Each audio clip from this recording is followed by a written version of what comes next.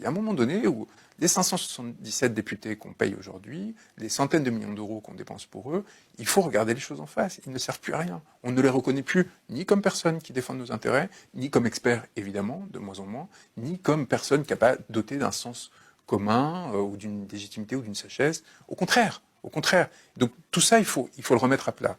Les référendums d'initiative citoyenne, les mandats impératifs et révocatoires, des revendications des Gilets jaunes, la possibilité de choisir notre propre politique monétaire, élire le gouverneur de la Banque de France. C'est quelque chose de très simple, c'est qu'on ait une campagne avec des gens qui vont proposer des politiques monétaires différentes. Et c'est à nous, et pas à des gens dans des comités, je sais pas quoi, de décider. Non, non, à nous de décider si on veut plus ou moins d'inflation, si on veut plus ou moins... Vous voyez, ces facteurs-là sont fondamentaux. Rendre la parole au peuple, permettre au peuple de décider directement. C'est aussi simple que ça. Avoir des défenseurs des droits, faire élire les magistrats. Pourquoi est-ce qu'aujourd'hui on est jugé?